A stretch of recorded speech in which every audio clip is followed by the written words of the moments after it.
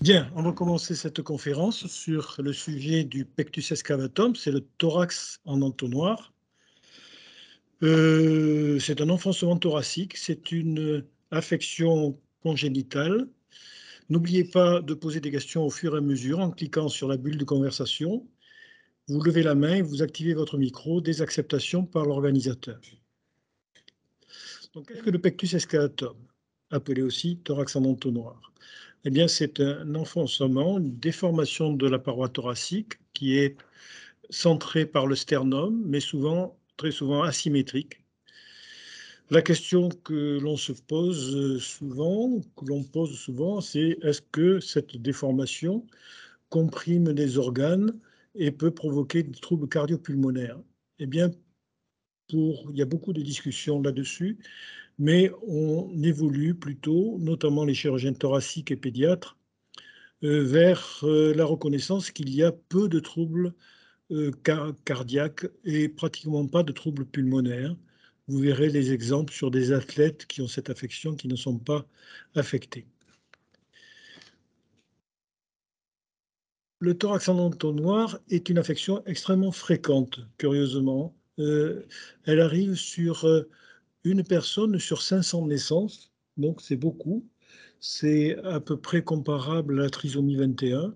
Donc c'est assez fréquent et c'est souvent familial, ce qui est caractéristique, c'est-à-dire quand il y a une personne qui a cette affection, si elle recherche dans sa famille, elle va découvrir que d'autres personnes sont affectées, de la même déformation, parfois, de formes variées.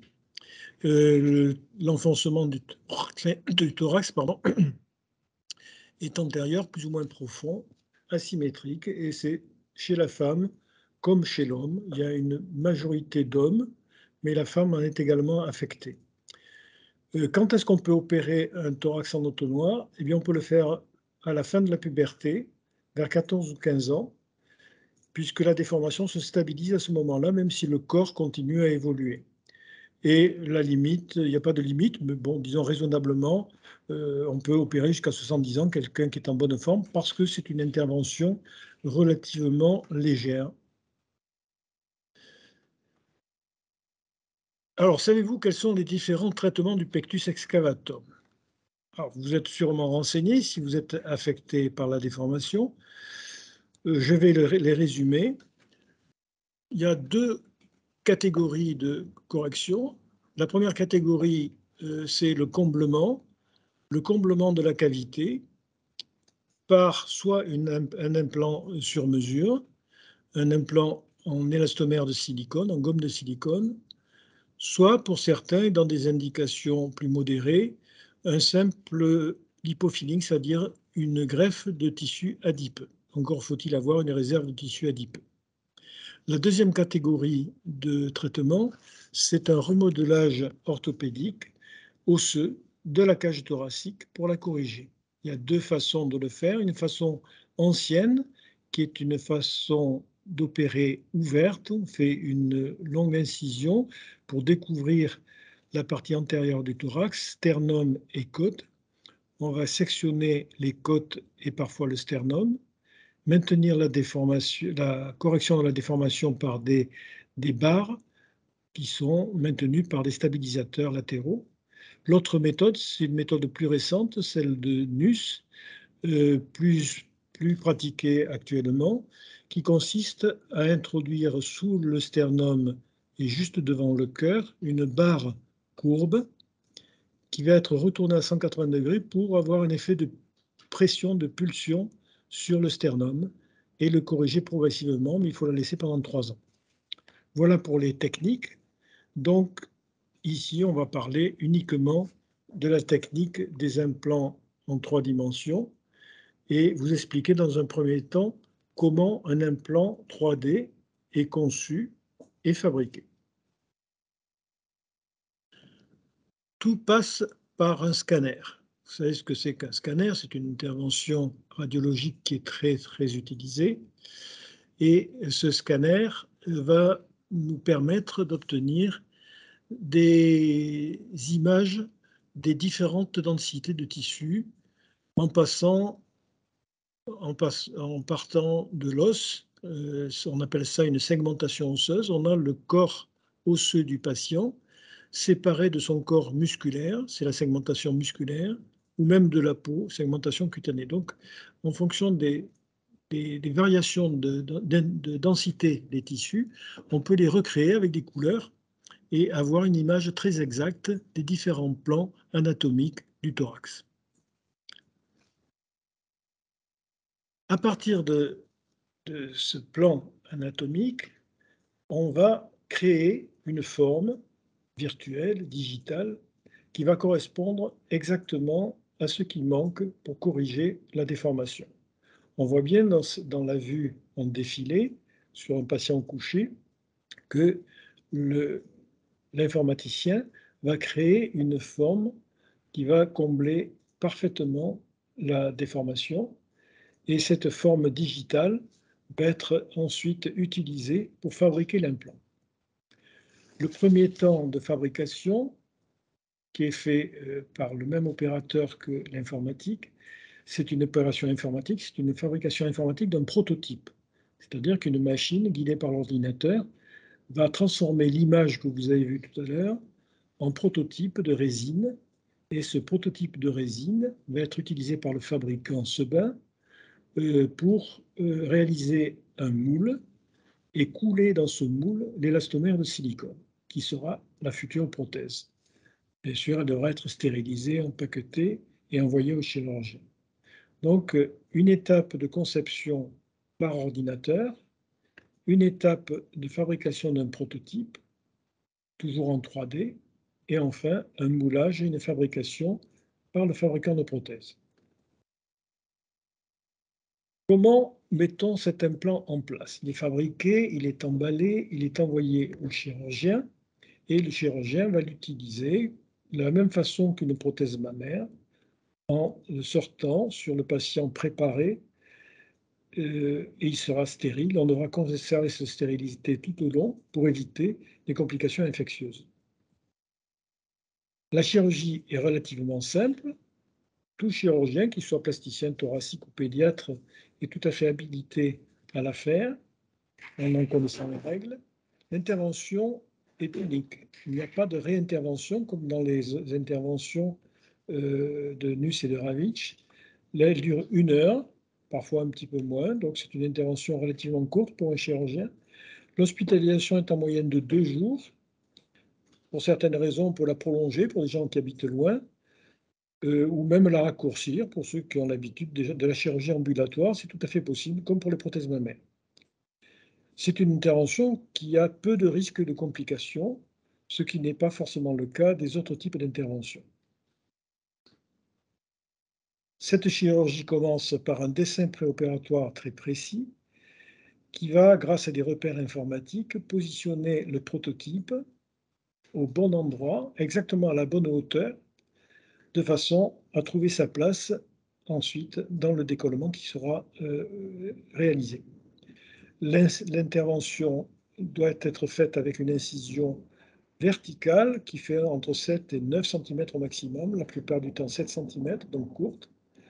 Et cette incision permet d'accéder à une dissection profonde en haut, derrière le plan des muscles pectoraux, qui sont sectionnés dans leur attache intérieure, et qui permet le décollement sur la zone tracée sur la peau, exactement la même dimension. L'implant, qui peut être roulé sur lui-même parce qu'il est souple, c'est une gomme, est introduit d'abord sur les muscles, sous les muscles, et il se positionne tout seul parce qu'il a exactement la forme de la dépression. Quelles sont les suites opératoires? Il faut savoir que les suites opératoires sont celles de toute intervention chirurgicale, avec une surveillance, des précautions. Il n'y a pas d'antibiothérapie post-opératoire, il y a simplement une antibiothérapie dite dissuasive au début de l'intervention. Après l'intervention, il y a une contention légère par une brassière et un petit tampon qu'on met par-dessous pour bien comprimer la cicatrice. Cette contention sera gardée 24 heures sur 24 pendant 1 mois, c'est très important. Il y aura, à la suite de l'intervention, ce qu'on appelle un sérum, c'est-à-dire un épanchement sérolymphatique avec un petit peu de sang, qui sera ponctionné, parce qu'on ne met pas de drain pour éviter les complications infectieuses. Les ponctions sont faites le lendemain de l'intervention, puis tous les 8 jours à la consultation par le chirurgien. La contention est gardée 1 mois, l'arrêt de travail est de 15 jours. Très important, l'arrêt du sport pendant 3 mois, parce que les sutures musculaires sont fragiles et risqueraient de se déchirer, surtout avec des efforts à partir des membres supérieurs.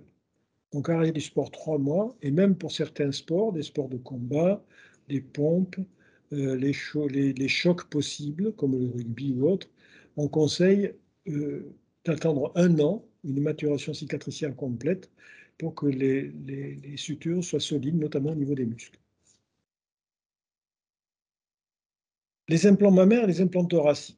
Alors chez l'homme, il n'y a pas de problème, mais chez la femme, il y a parfois des implants mammaires qui sont nécessités par un petit volume des seins dont la patiente aimerait être corrigée. Il faut toujours faire l'intervention en 2 temps. Le premier temps est toujours l'introduction de l'implant thoracique que je viens de vous décrire. Et vous voyez que sur la femme, l'implant thoracique va permettre de redresser la situation des seins qui ont tendance à converger dans les formes médianes et profondes, à regarder devant dans les formes intermédiaires et à diverger dans les formes asymétriques. Ça, c'est pour le premier temps. Et vous voyez que la mise en place de l'implant va corriger cette dystopie, cette déformation de la position des seins. Si on veut par la suite augmenter ou compléter la correction d'une asymétrie, il faudra mettre une prothèse mammaire, mais pas dans le même temps, sinon elle glisserait sur l'implant thoracique. Il faut la mettre dans une voie souvent sous-mammaire et devant le muscle pectoral, alors que la prothèse thoracique est derrière le muscle pectoral. Donc, là où les prothèses mammaires auront une position pré-pectorale rétroglandulaire, derrière la glande, devant le muscle. Et ça permet, selon le souhait de la patiente, d'obtenir des seins de la taille désirée. Quelques cas cliniques pour illustrer ce propos. Voilà un cas typique chez un homme, une forme thoracique asymétrique qui n'est pas énorme, mais qui est significative, surtout que le patient voit son thorax du haut, donc il repère tout de suite la symétrie, c'est pareil pour la femme, bien sûr. Et vous voyez que la mise en place de l'implant va corriger le profil anatomique du thorax et donc le rendre normal. On voit le résultat 3 mois après, la cicatrice est encore un petit peu rouge. Elle se blanchira pendant 1 an environ. Voici un homme athlétique, vous voyez, il n'y a pas de trouble pulmonaire, il n'y a pas de trouble cardiaque. On a souvent des hommes très athlétiques dont le pectus est aggravé par le volume musculaire souvent. Donc ils n'ont pas forcément des pectus très, très avancés, mais c'est un souci pour eux d'avoir ce creux. Là, par contre, c'est un homme athlétique qui a une forme asymétrique majeure, avec un très gros implant qui est surtout sur le côté droit, et qui va donner cette correction. Vous voyez, 1 an après, la correction est parfaite et la cicatrice existe toujours, mais elle est discrète. Chez la femme, voilà un cas profond et symétrique. C'est une jeune femme qui était venue me voir pour des prothèses mammaires. Et je lui avais expliqué qu'il fallait d'abord traiter son thorax en entonnoir, ce qu'elle avait remarqué, mais elle pensait plus à ses seins qu'à son thorax. Et je lui avais expliqué qu'il fallait corriger d'abord la première déformation. Elle avait été d'accord. On l'avait opérée, elle avait eu un résultat magnifique. Là, on voit le résultat à 3 mois. Le résultat était tellement satisfaisant pour la patiente qu'elle ne voulait plus entendre parler de prothèse mammaire. Et on la comprend parce qu'elle avait suffisamment de seins qui, avec la projection dans la prothèse thoracique, avait donné une forme tout à fait agréable. Là, un autre cas chez une jeune femme, et cette jeune femme a une asymétrie mammaire. En fait, ce n'est pas une asymétrie mammaire, c'est une asymétrie thoracique. Et la correction, non pas par des prothèses mammaires, mais par la prothèse anatomique, qui est calculée pour projeter le sein droit un petit peu plus si c'est nécessaire, s'il y a une petite hypoplasie mammaire de la glande mammaire, et qui donne un résultat symétrique. Après, je ne sais pas si elle a eu des prothèses mammaires, mais au départ, elle n'en souhaitait pas. Elle était contente d'avoir des seins symétriques. Mais il est possible, bien sûr, de mettre des prothèses mammaires 6 mois après, par une autre voie et dans une position pré-pectoral. Un autre cas où cette femme a une asymétrie mammaire, mais qui est là aussi est due à une forte asymétrie thoracique du côté droit. En fait, le sein gauche a une position quasi normale, mais le sein droit regarde vers l'intérieur, une espèce de strabisme interne. Et voilà le résultat un an après correction. Vous voyez, la prothèse, on la voit bien là en bas et à gauche. Elle va remplir ce gros creux du côté droit et suffire à rétablir. Oups, qu'est-ce que j'ai fait? Et à suffire à rétablir un équilibre et une symétrie satisfaisante. Là aussi, la patiente, un an après, ne désirait pas de complément par un implant mammaire. Voici un cas de reprise, parce que les interventions de Nuss ou de Ravitch sont pratiquées par les chirurgiens la plupart du temps très expérimentés, mais quelle que soit leur expérience, il peut leur arriver d'avoir des accidents ou des résultats insuffisants. Sur la gauche, on voit une jeune femme qui a été opérée d'une intervention de Nuss avec mise en place donc d'une barre semi-circulaire, enfin courbe, qui est introduite par une petite cicatrice latérale et qui est passée dans un premier temps derrière le sternum en évitant le cœur qui est là. Alors souvent c'est corrélé à une endoscopie, on surveille le geste parce qu'il est un petit peu dangereux de passer près du cœur. Et une fois que la prothèse est en place, elle est courbe, on va la retourner à 180 degrés pour pousser le thorax. Sauf que là, la patiente est venue me voir et on avait dû sortir sa barre qui s'était déplacée. Et donc, il y avait une récidive totale et très rapide après la première intervention. Donc, elle avait attendu quelques mois et elle était venue me voir. On avait refait, donc 2 ans après, une intervention avec la prothèse mammaire et redressé la situation grâce à la prothèse. Du côté droit, c'est un homme qui avait eu une intervention de Ravitch, donc avec fracture du sternum, des côtes par une large voie transversale et avant ou plutôt après l'ablation de la barre, un an après. Dans le NUS, on garde la barre 3 ans normalement, donc c'est quand même un petit peu ennuyeux. Et dans le Ravitch, on la garde qu'1 an et au bout d'1 an, on la sort. Et là, le patient avait eu une récidive de sa déformation, une récidive sûrement partielle, je n'ai pas les photos avant, et on l'a repris, on a repris aussi la cicatrice et mis en place la prothèse. Et voilà le résultat 1 an après, à la fois de la cicatrice et du profil qui a changé. Voilà les différents types d'interventions qu'on peut faire sur le pectus excavatum, soit primaire, soit secondaire pour ceux qui ont déjà été opérés mais qui ne sont pas contents du résultat, opérés par d'autres méthodes.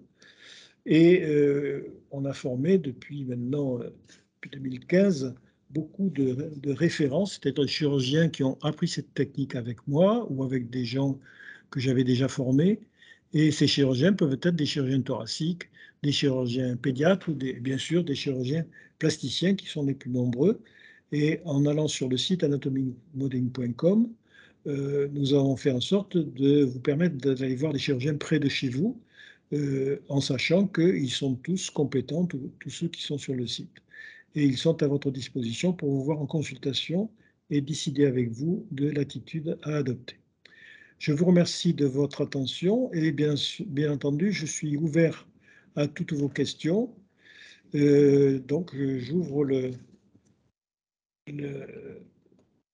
la discussion sur les questions et les réponses. Alors, je vais lire la question de Julien. Bonjour professeur, j'ai eu l'occasion de rencontrer le professeur François, oui c'est ça, je la connais bien, certainement vous-même, par mail. Je me pose la question via cette réunion afin de faire profiter, je l'espère, d'autres personnes. C'est très bien de votre part. La pose d'un implant est-elle compatible avec le métier de sapeur-pompier? Alors, je vous dis oui, puisque j'ai opéré des militaires, des gens qui avaient un métier très actif. Il n'y a pas de problème pour les sapeurs-pompiers, il faut simplement être prudent pendant les premiers mois et éviter les actes un petit peu trop risqués qui pourraient désunir les sutures musculaires. Alors, à l'issue du temps d'arrêt et du délai des 3 mois d'arrêt de sport, pourra-t-on effectuer tous les exercices de musculation tels que les pompes, le développé couché, tous les autres exercices? Alors là, c'est le problème des membres supérieurs et des tractions fortes sur les muscles. Moi, je pense que les pompes, j'ai eu un patient justement qui était gendarme, je crois, et qui m'avait téléphoné. Au bout de 3 mois, il avait commencé les pompes, mais ça lui faisait mal. Donc je dis effectivement, les pompes, ça tire beaucoup. Ça serait plus prudent de patienter un petit peu la cicatrisation complète des muscles qui sont fragiles, c'est des sutures fragiles. Et je pense que dans ces cas-là, les sports violents ou les pompes ou les musculations en force, il vaut mieux attendre un an. Enfin, c'est un conseil que je vous donne. Ça peut bien se passer, mais il peut y avoir une déchirure musculaire et un hématome. Les sports violents, il peut y avoir des hématomes. La prothèse ne risque rien, elle ne peut pas se rompre, mais s'il y a un choc violent directement sur la prothèse, il peut y avoir une fissure dans la capsule, la cicatrice qui se fait autour de la prothèse et qui la protège, et cette capsule est un peu vascularisée, peut saigner, donc ça peut provoquer un hématome. Voilà, le risque d'un choc violent, c'est un hématome, qui n'est pas mortel, mais qui est ennuyeux parce qu'il faut réopérer. Ensuite, donc merci pour cette question. Celle-là? Alors, je veux juste revenir sur la pratique du sport de combat. Oui, celle-ci est-elle de nouveau possible un an après? Alors, moi, le sport de combat, c'est des chocs violents. Je pense que je ne dois pas vous le conseiller. Donc, si vous faites un sport de combat, soit vous renoncez à l'intervention, soit vous renoncez au sport. Voilà. Merci de votre question. Très intéressante.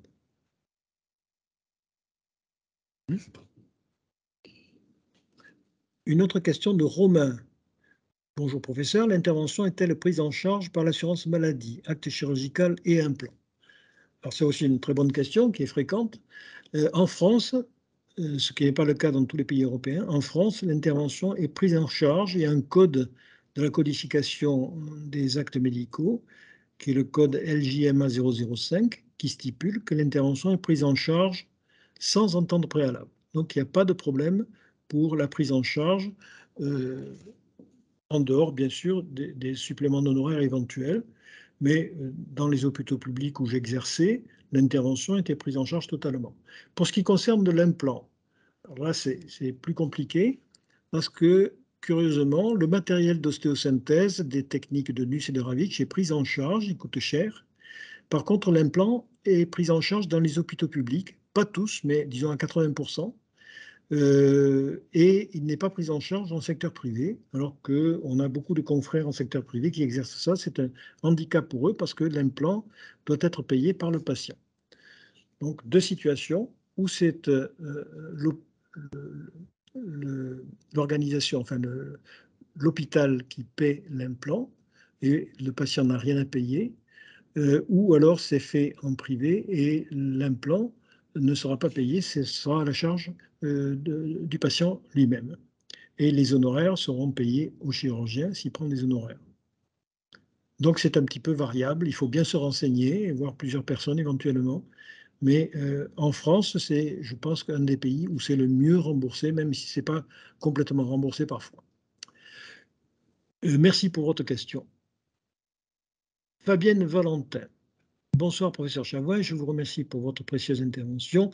Peut-on combler n'importe quelle partie du corps par ces implants? Ma question concerne plus précisément mon dos que ma scoliose a laissé avec un vilain creux très disgracieux dans le bas du dos. Alors, bon, c'est un cas particulier, une question qu'on m'a posée 2 fois. Malheureusement, sur le plan informatique, on peut très bien créer un implant qui va combler une partie du dos. Mais cet implant va être lourd, il va être sous-cutané, donc il va être visible et gênant pour les mouvements.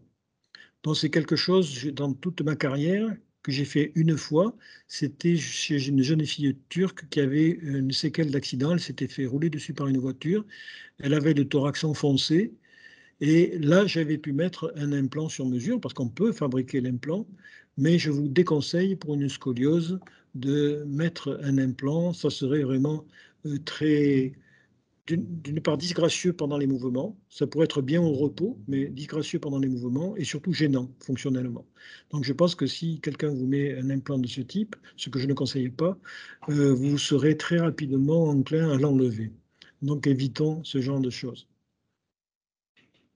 Alors, vous avez rendez-vous avec le professeur Chaput, oui, qui est mon élève. Voilà, on verra, c'est lui qui décidera, hein, c'est pas moi qui vais lui imposer une décision, mais je lui laisse la décision, mais moi je ne serai pas favorable à cette intervention en ce qui vous concerne. Est-ce qu'il y a d'autres questions après ces questions très intéressantes et utiles?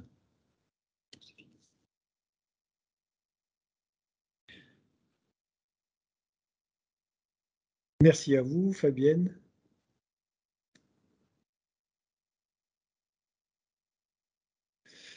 Donc, je vais conclure. D'abord, je vous remercie d'avoir assisté à cette intervention, d'en parler autour de vous. Ne pas hésiter à aller voir les chirurgiens. Les chirurgiens sont là pour vous renseigner d'abord et éventuellement pour vous opérer ensuite. Mais c'est très important d'avoir un bon contact avec votre chirurgien. Essayez de le choisir près de chez vous, c'est plus simple, mais n'hésitez pas à vous évader de votre région si vous avez un meilleur accrochage avec un autre ou une autre. Voilà, vous pouvez toujours me questionner par le biais de contacts anatomiques. J'ai déjà répondu à deux de mes interlocuteurs. C'est pas difficile pour moi, j'ai l'habitude. J'ai une expérience assez longue puisque j'ai opéré pendant 25 ans 638 pectus excavatum et des maladies de Pôlande aussi, des syndromes de Pôlande qui sont une autre malformation thoracique traitée par les implants sur mesure. Donc n'hésitez pas, pour vous, pour des connaissances à vous, à me poser des questions par le biais de contact anatomique modeling et je vous répondrai avec plaisir. Merci de votre attention. Bonne soirée à toutes et à tous et peut-être à bientôt sur Internet. Au revoir.